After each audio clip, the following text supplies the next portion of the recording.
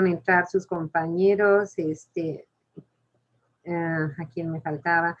¿Andrea? Sí, doctora. Muy bien. Muy bien. ¿Y Miguel Mayoral? Ok, muy bien. Bueno, vamos a seguir trabajando. Tenemos el tema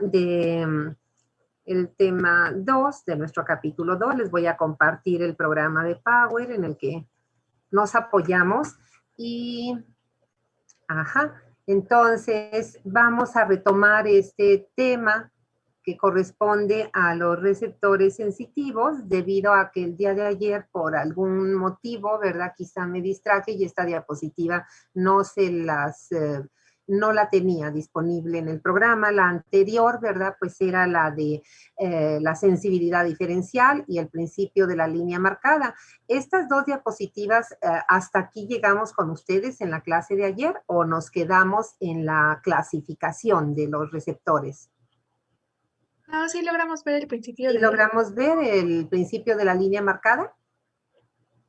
Sí, así es. Ok, esta imagen lo que pretende, de verdad, es de alguna manera tener otra representación, quizá un poco más completa desde el punto de vista de los componentes que nos presenta, de los mecanorreceptores, ¿verdad? Y quizá receptores de dolor también.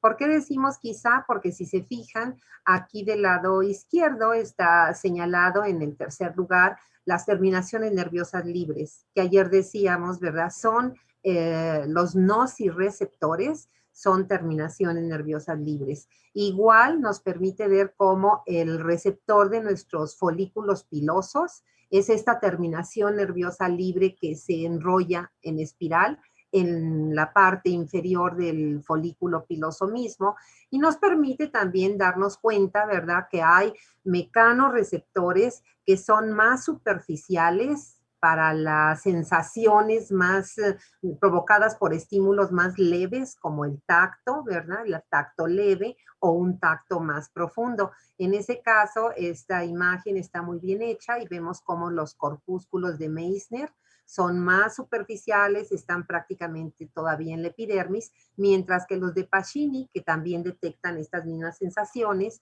están en la parte, ¿verdad?, más profunda, es decir, en la dermis, y por eso es diferente la sensación que ellos reciben. Si el tacto es ligero, ¿verdad?, es un estímulo de leve intensidad, lo perciben los corpúsculos de Meissner, porque son los que están más hacia la superficie de la piel.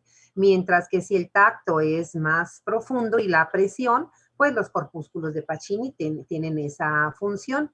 También decíamos, nos permiten ver cómo en la piel que carece de folículo piloso, que le llamamos nosotros lampiña o glabra, ¿verdad? Como lo leemos ahí, que es el sinónimo, aunque nosotros generalmente no empleamos este término, hay algunos receptores que no están presentes. Obviamente el del folículo piloso, pues al ser lampiño no está presente. Y vemos también cómo en la piel que tiene, ¿verdad?, vello, también hay algunos receptores que no están presentes, y eso es lo que nos permite ver esta imagen. Finalmente, el tercer contenido de este tema 2, que son los receptores sensitivos, se refiere a estas respuestas eléctricas del receptor y a una característica más, que es la adaptación. Entonces, vamos a empezar con el potencial de receptor y el potencial de acción, que es lo que nos está representando de una manera esquemática, de una manera, dijéramos, a través de esta gráfica que tenemos del lado izquierdo. Fíjense cómo ambas figuras en esta ocasión son de nuestro texto de Guyton, ¿verdad? El que tenemos todos en el PDF, el capítulo 47, como es la figura 2 y la figura 3. Yo siempre les insisto en la referencia porque entiendo, ¿verdad? Y sé que algunos de ustedes accesan a la clase a través de su celular, y obviamente imagínense lo que es ver a través de una pantalla de este tamaño, pues estas imágenes, ¿verdad? Yo obviamente que entiendo perfectamente bien que no hay tanta posibilidad de muchas veces ampliar suficiente la imagen, pero como tienen el PDF, lo que pueden hacer cuando inclusive por algún motivo en su pantalla no se les refleje, si son las figuras de Guyton que las ocupamos frecuentemente, tomen la referencia, ¿verdad? Este tema, acuérdense, es el capítulo 47. Si estamos hablando del tema 223, ni siquiera necesitan escribirlo, tienen el programa, entonces busquen el tema 223 y vean ahí las figuras. ¿Qué vamos a hablar del potencial de receptor? Bueno, sus características, es decir, en qué consiste. Y eso está representado en la gráfica de la de izquierda y en la figura del lado derecho. Entonces, ¿qué nos comenta? ¿Qué es lo que nos explica en ese capítulo de este tema, el texto de Guyton y los demás libros también? Pues nos dicen, ¿verdad?, que como todos los receptores, ¿verdad? Todos son, al menos los de sensibilidad somática. Todos son terminaciones nerviosas libres, perdón, terminaciones nerviosas. Eso quiere decir terminaciones de los axones, todos, que pueden tener las dos opciones, como lo vimos ahora en esta figura. Pueden ser que se queden como terminaciones nerviosas libres, otros autores les dicen desnudas, o, ¿verdad? La otra opción es que esa terminación nerviosa esté rodeada de una cápsula que puede ser muy sencilla, delgada, o puede ser más estructurada, inclusive más gruesa, de tejido conectivo. Habitualmente, si son encapsulados, inclusive dentro de la cápsula misma, aparte de ese tejido conectivo, hay líquido extracelular. ¿Y por qué? Porque así es como va a poderse excitar esa terminación nerviosa. La cápsula en sí misma, obviamente, no es la que va a generar el potencial de acción, pero, ¿verdad? Eso es lo que vamos a explicar ahorita. Como es terminación de un axón, pues es una parte de la neurona. Entonces, esa terminación nerviosa, que es el receptor, por supuesto que tiene su potencial de acción. Y los valores de potencial de reposo, pues son los que ya conocemos, jóvenes. Por eso en la gráfica ahí está puesto menos 90. Pues seguramente ese es un receptor, ¿verdad?, que está constituido por las terminaciones axónicas de una motoneurona de gran tamaño. ¿Por qué? Por el valor del potencial de reposo, que fue pregunta de examen. Yo a veces no me acuerdo, ¿verdad?, cómo son, no me acuerdo específicamente de todas las preguntas, ¿verdad?, pero si fue, ¿cuál es el valor del potencial de reposo de las neuronas grandes? Ahí tienen la respuesta, ¿verdad? Claro que sabemos que hay neuronas de pequeño tamaño, y si les tocó el pequeño tamaño, pues la respuesta correcta ya también la conocemos, ¿verdad? Como es de menor tamaño, pues el voltaje se hace más pequeño es decir, menos negativo. Entonces ahí tendríamos menos 70. Y en ambos casos, la siguiente variable que tenemos que ocupar, ¿verdad?, para explicar esto, es el umbral de excitabilidad.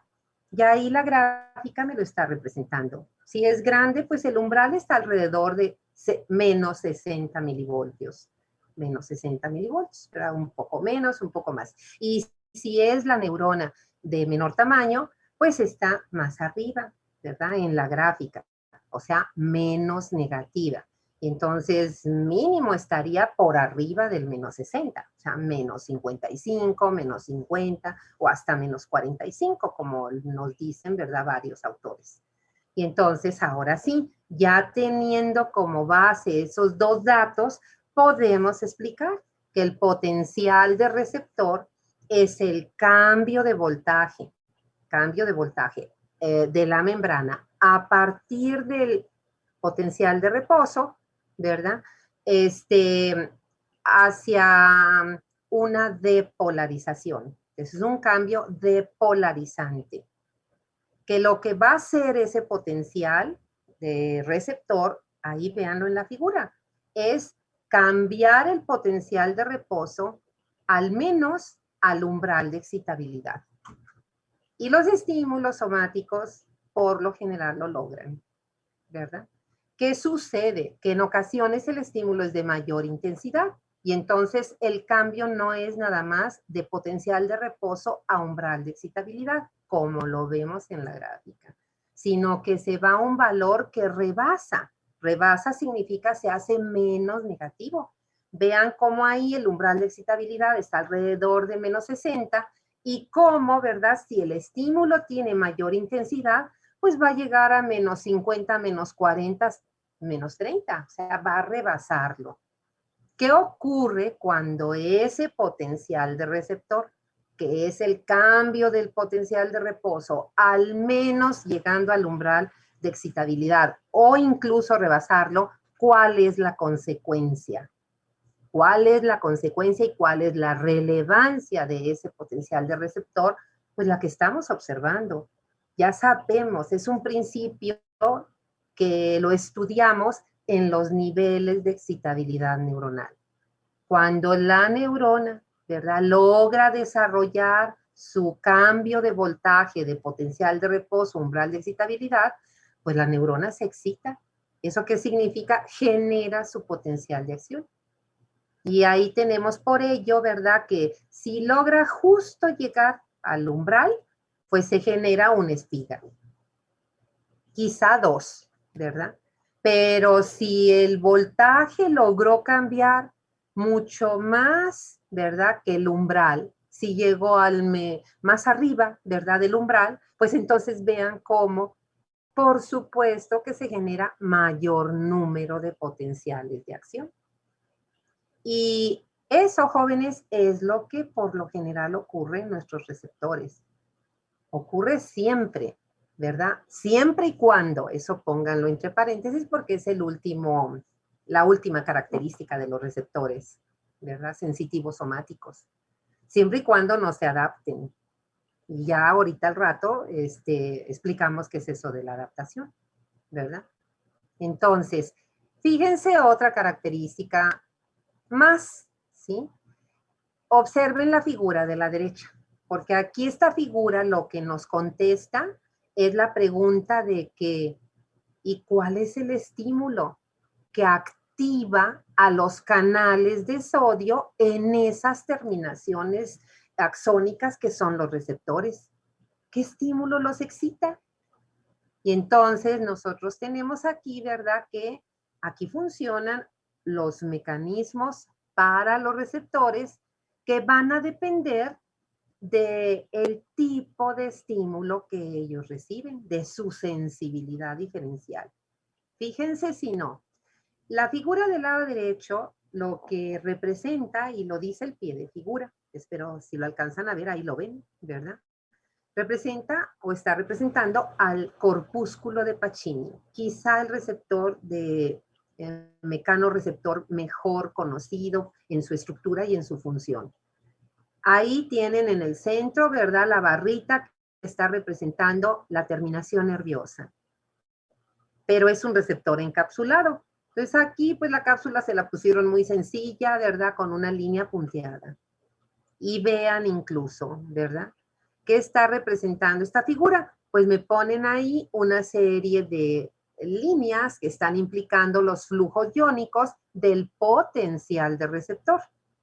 Y ahí me están diciendo el sitio donde empieza el potencial es la zona de esta terminación nerviosa que se deformó. ¿Qué se deformó? Es decir, tuvo un cambio de tipo, una deformación mecánica. ¿Quién le produjo esa deformación mecánica? Pues el tacto o la vibración o la presión, que son los estímulos que detecta Pacini. El tacto profundo, porque si fuera tacto ligero, así muy por encimita, pues tendría que ser el corpúsculo, pero de Meissner.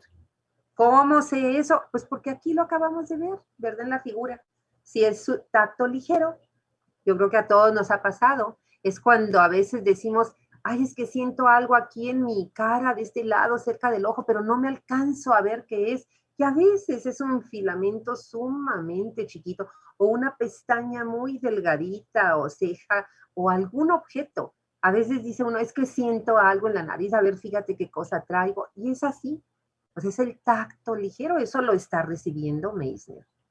Pero si el tacto es, por ejemplo, de que me coloque yo mis lentes, ¿verdad? Es más profundo, pues eso lo recibe Pacini, ¿verdad? Igual que me ponga cosas, objetos en mi brazo, en mis dedos, los anillos, los aretes, la ropa, los zapatos, todo lo que implique estímulo de tacto, presión o vibración, ¿verdad? Vibración es solo Pacini, es la sensación de vibrátil es recibida por Pacini. Luego vemos por qué. Déjenme regresarme a la figura que estábamos, que es esta. Entonces, fíjense, ¿qué hace el estímulo de tacto? Tacto superficial, ¿verdad? Ligero, o tacto profundo, deforma. Deforma obviamente a la cápsula, son receptores encapsulados, pero acuérdense que dijimos que dentro de la cápsula, alrededor de la fibra nerviosa, hay líquido.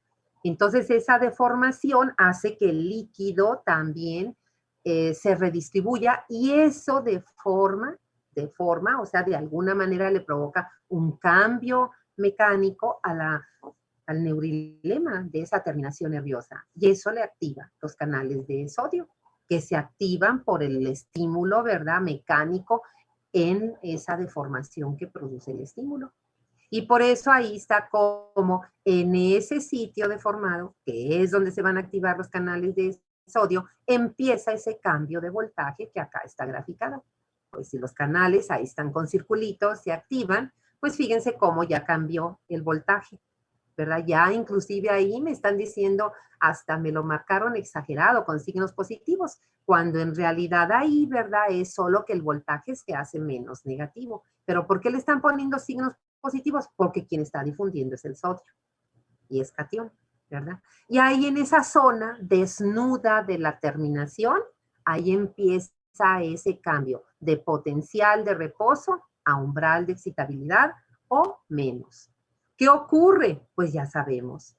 Si se llega al umbral al menos o se rebasa, no se diga, se van a generar las espigas. Y entonces, fíjense, sean observadores, porque aquí el dibujo le salió bien al dibujante. Ahora, el potencial de acción, para que lo observemos, está representado, pero ahora con estas flechas del flujo de los iones en oscuro, en negro. Y entonces, fíjense, ¿dónde se genera la primera espiga? No en la zona deformada. Ahí va a ser el cambio del potencial de receptor. ¿Dónde se genera ya la primera espiga? Y vean ahí, este es un axón, pues de una neurona. Es un axón grande, mielínico. Y acuérdense que está la mielina en esos bloques interrumpidos por esas regiones donde no hay mielina, que llamamos los nodos de Ranvier. Entonces, las espigas, los potenciales de acción, el primer sitio donde ocurre es en ese primer nodo de Ranvier. Observen cómo ese primer nodo de Ranvier queda dentro de la cápsula. O sea que el primer nodo de Ranvier está formando o está incluido en ese receptor. Y claro, pues si ya se generó la espiga, pues los siguientes círculos con las flechitas que implican difusión de sodio, difusión de potasio, es lo mismo, los mecanismos son los mismos de cualquier neurona, no nos vamos a repetir, se va a propagar, a conducir a lo que es la fibra nerviosa aferente, ¿verdad? Pero eso ya nos haría cambiar de tema, al tema 2.3, donde vamos a ver la clasificación de las fibras nerviosas aferentes, ¿sí? Aquí el siguiente tema es la adaptación, pero voy a hacer un alto por dar oportunidad de que si tienen alguna duda, pues hagan la pregunta o si tienen un comentario, también los escuchemos. Entonces, si hay dudas o comentarios sobre potencial de reposo y potencial de acción. No sé si hay algún comentario, pregunta.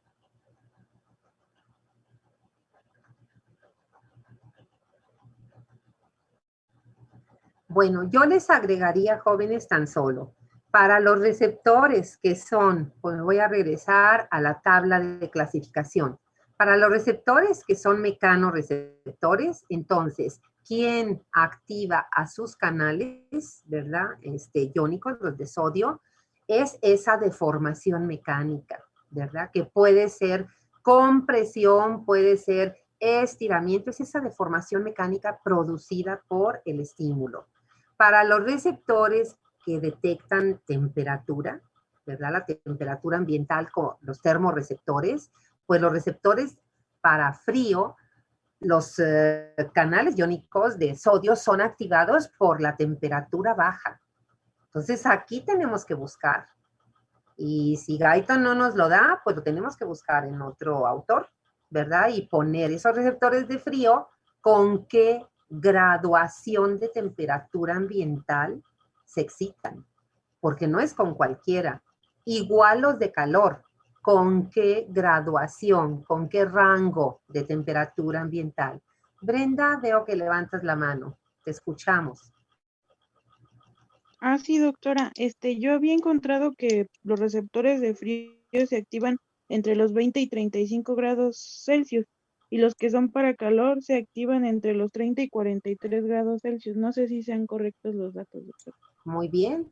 ¿Alguien más tiene otra información? Brenda ya encontró eso, ¿verdad? Ya nos da ese rango. ¿Alguien más tiene alguna otra información que nos la comparta?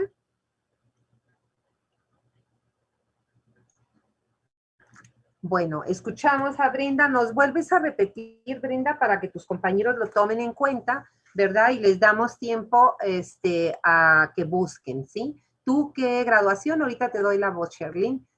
Tú, Brenda, ¿qué graduación entonces encontraste?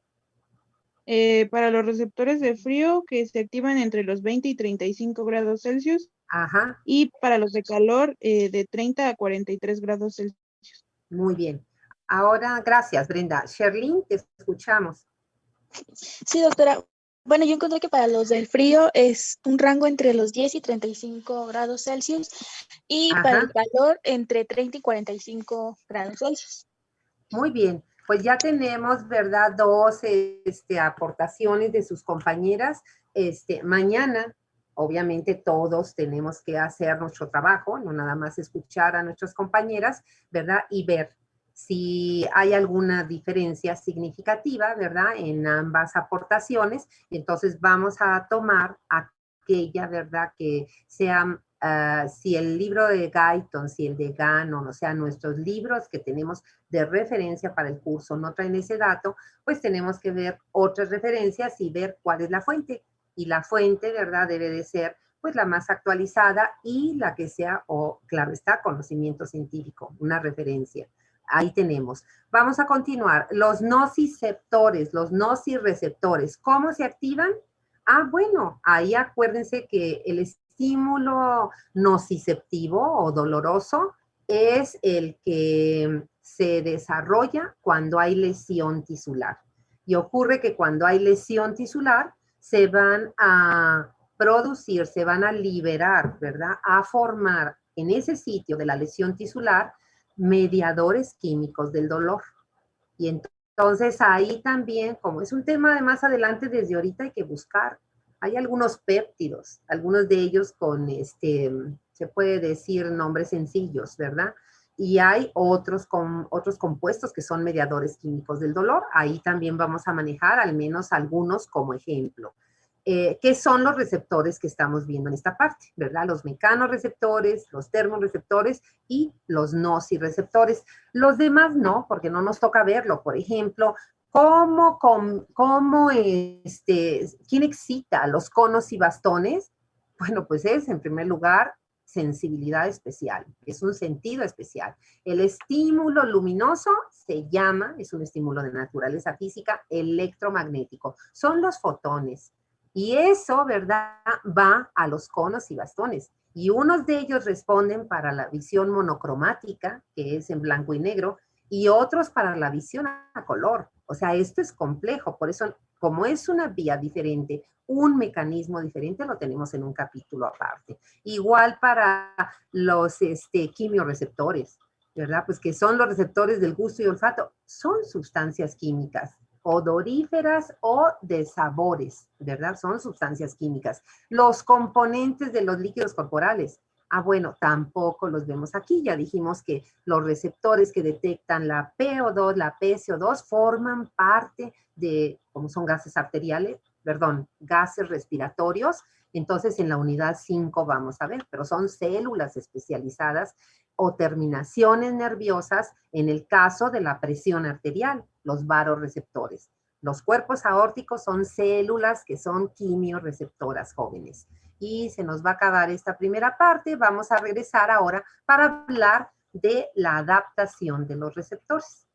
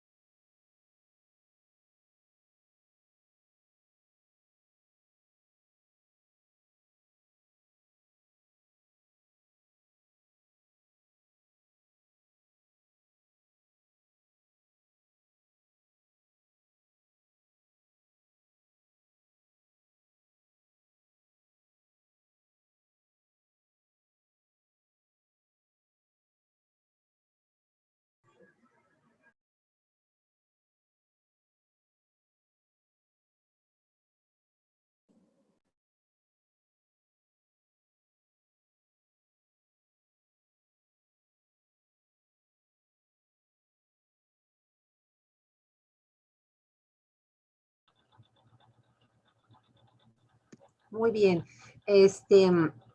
Voy a compartirles nuevamente la pantalla para terminar de ver este tema y obviamente el siguiente. Ok, aquí tengo, déjenme abrir el programa para que puedan ver con más claridad los contenidos. Se me había levantado, se me había proyectado que alguien quería hacer algún comentario o pregunta, nada más que ahorita ya no tengo la imagen. Bueno, si no, más adelante. Jóvenes, la adaptación de los receptores es una segunda característica funcional. ¿Y por qué digo segunda? Porque ¿cuál fue la que ya vimos? Esta, la sensibilidad diferencial.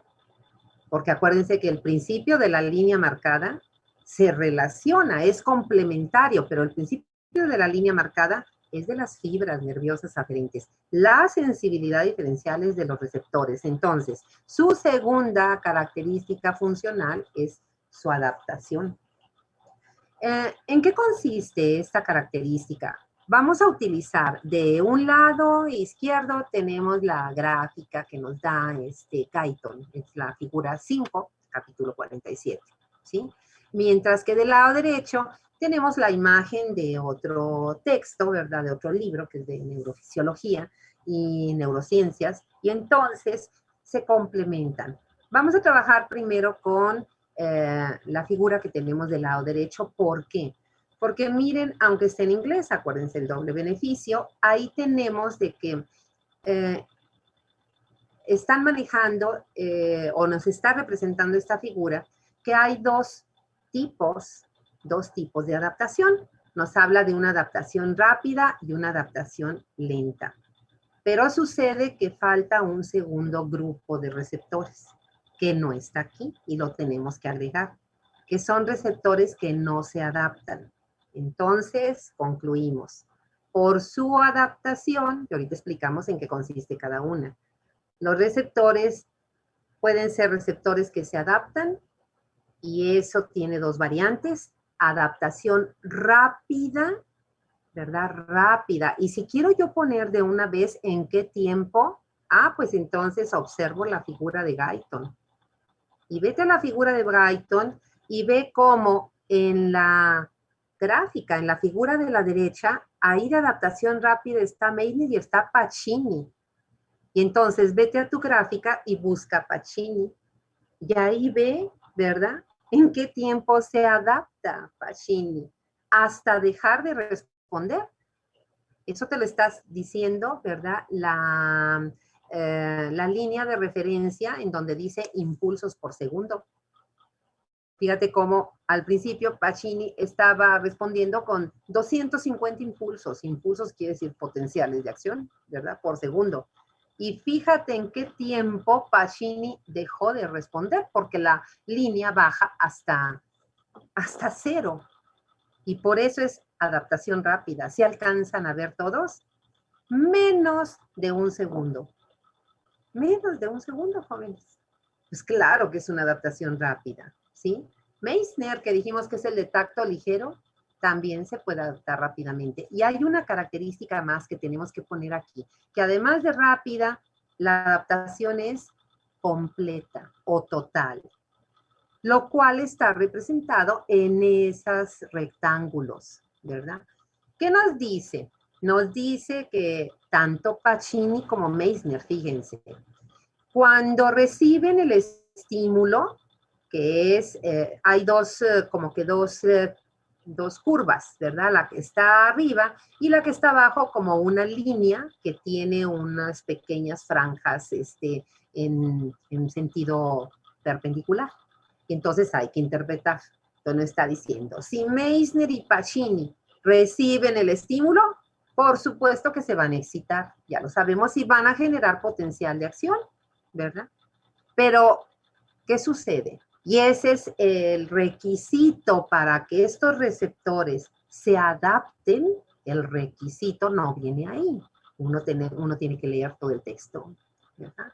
Entonces, ¿qué nos dicen? Que para que se adapten estos receptores de adaptación rápida, el estímulo debe de permanecer con la misma intensidad. Debe mantenerse con la misma intensidad. Y entonces, fíjense lo que hacen los receptores. Al principio está el estímulo y si ven abajo, ¿verdad? La línea donde dice cómo están los potenciales en los axones, pues ahí están respondiendo, ahí están las líneas. ¿Qué pasa si el estímulo, ¿verdad? Sigue en la misma intensidad? Y entonces vean cómo la curva va hacia abajo. Igual que en la gráfica. Y se va hasta el 0. Eso quiere decir, dejan de responder. Y en la figura del lado derecho, vean cómo en el axón no hay ningún potencial. Y si no hay ningún potencial, pues los axones no están conduciendo nada. Eso quiere decir que el estímulo que están recibiendo estos receptores ya no lo percibimos. Ya no lo percibimos porque la adaptación fue completa.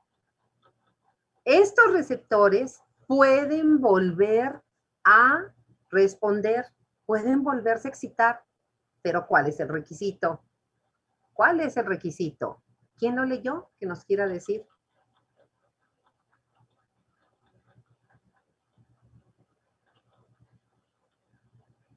Pues el requisito es que la intensidad del estímulo que se mantuvo sin cambio y lo llevó a la adaptación total, pues la intensidad del estímulo cambie, que aumente o disminuya. Y ahora eso, jóvenes, ¿verdad? Lo ejemplificamos. ¿Qué receptores se adaptan rápido y completamente? Pues el ejemplo clásico es Pacini. Pacini, vean, ahí está en la gráfica, ¿verdad? Inclusive Meissner, también ahí lo tenemos, ¿verdad? Pero el ejemplo que todos los libros nos dan. ¿Y qué me explica de mi vida cotidiana eso?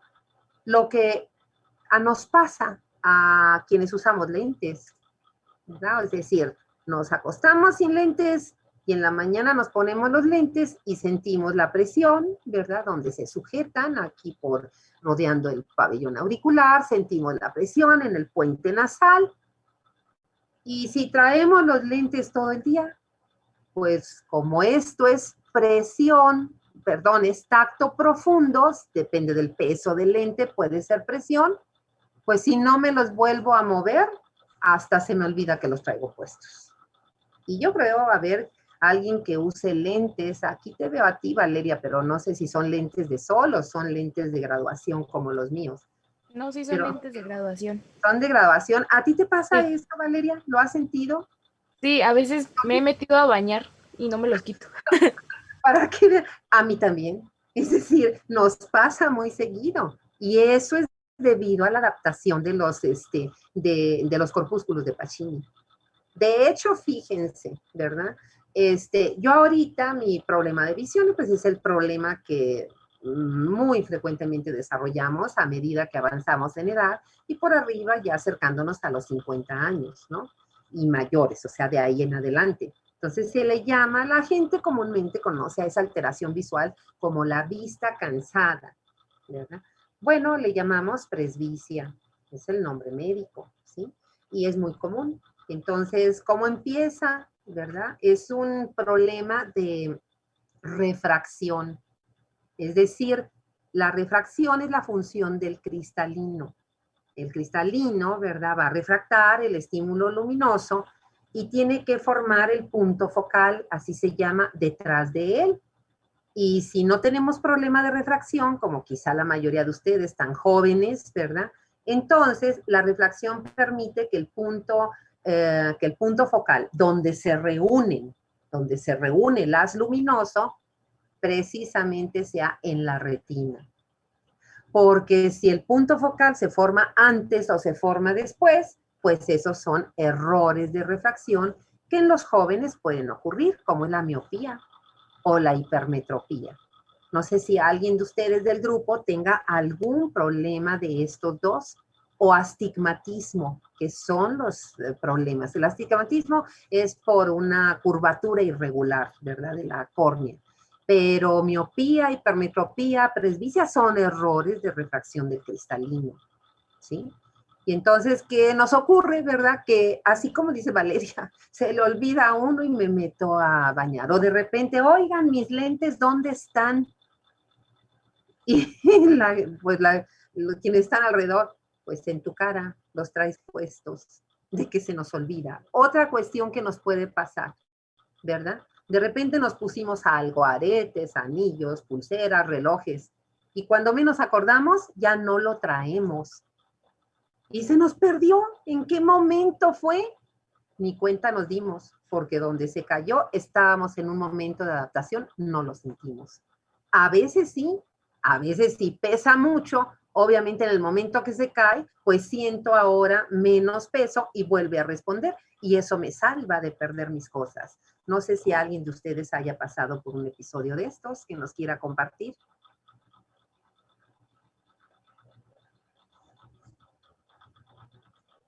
Ah, pues han tenido suerte. A mí sí. Yo he perdido aretes. A ver quién... Brenda, te escuchamos. Puede ser que sea algo más común de lo que pensamos, pero por ejemplo, a veces cuando sales a comer con alguien, bueno, antes de la pandemia, cuando salías a comer con alguien y traías el celular en la bolsa trasera, a veces por el movimiento de estar platicando así, pues se te iba chispando el celular de la bolsa y cuando ya te parabas sentías que se te caía algo. Entonces, pues hay veces que gente que no se da cuenta de que se le cae el celular, pero por ejemplo yo sí me doy Claro. cuenta cuando me pasa. Así es, sí, es que la adaptación, para concluir esto, ¿verdad? Les comento, ¿verdad? La adaptación para que se desarrolle, especialmente esa adaptación que es rápida y completa, tiene que el estímulo mantenerse sin modificar la intensidad. Y entonces viene la adaptación completa, ya no se excita el receptor, ya no conduce potenciales de acción la fibra aferente, dejamos de sentir la sensación, ¿verdad? ¿Cuándo volvemos a sentirla? Cuando cambia la intensidad del estímulo. Cuando cambia la intensidad del estímulo, ya sea que aumente o disminuya, y entonces nos damos cuenta. Es como la ropa, jóvenes. ¿Cuántas veces al día sentimos el roce de nuestra ropa, sobre todo si es cómoda? Pues cuando nos la ponemos, o cuando inclusive en la mañana hace más frío y me puse a lo mejor una chamarra, un suéter, ¿verdad? Una sudadera, algo, y ya ahorita hace calor y entonces me la quito y entonces vuelvo a sentir, pero al rato se vuelve a adaptar. Esos son los ejemplos. Fíjense cómo hay en la adaptación una adaptación lenta. Esa adaptación lenta es siempre parcial. Vean la figura que bien hecha.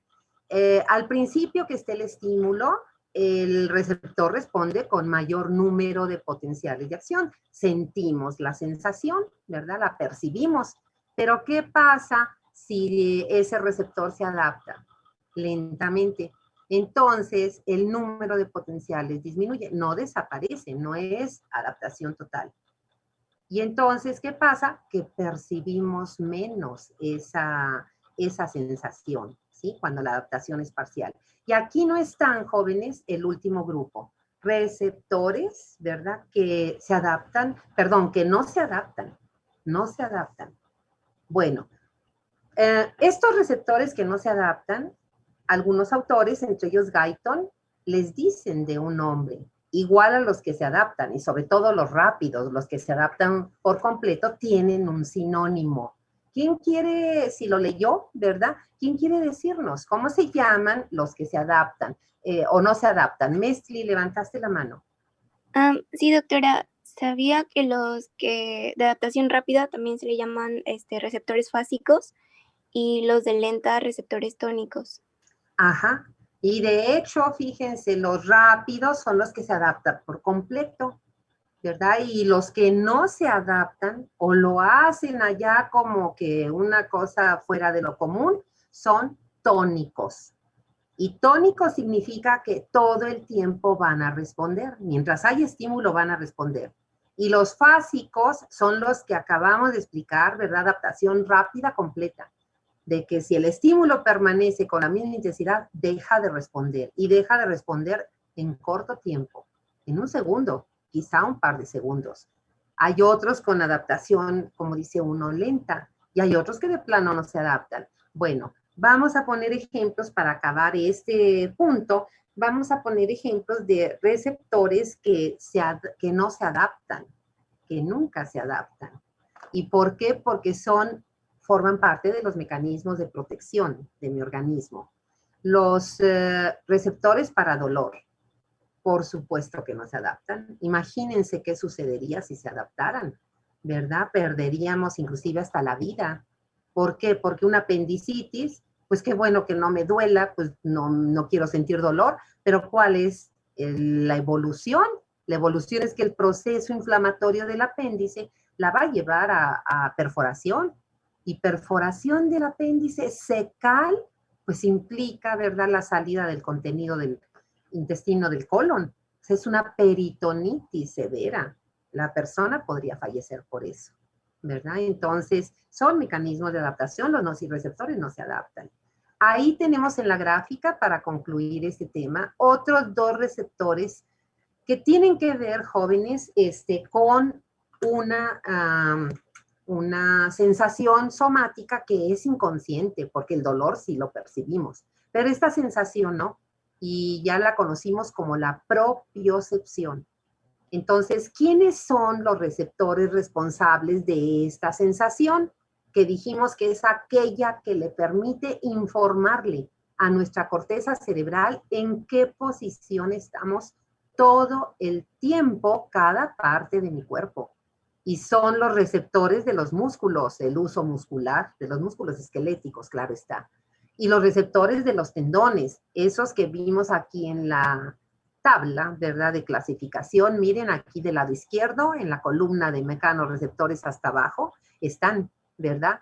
Usos musculares, los órganos tendinosos de Golgi, claro que no se adaptan porque todo el tiempo tienen que estar informando para que podamos ejecutar correctamente el movimiento voluntario.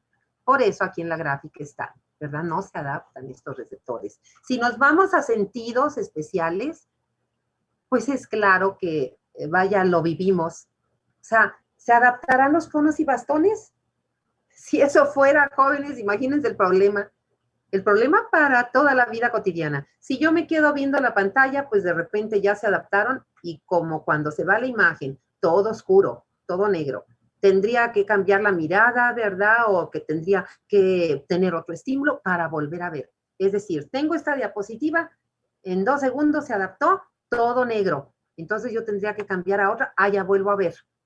Que ya 2 segundos ya se adaptó, tengo que cambiar a otra. O sea, claro que no. Los receptores visuales no se adaptan. Pero, por ejemplo, ¿verdad? ¿Qué ocurre con las células olfatorias? Que son las células ciliadas receptoras.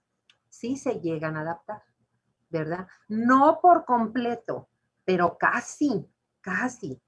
Este ejemplo quizá ustedes conozcan. Hay zonas a veces donde uno vive que por cuestión industrial, ¿verdad? Hay fábricas de algo y hay un olor especial en el ambiente.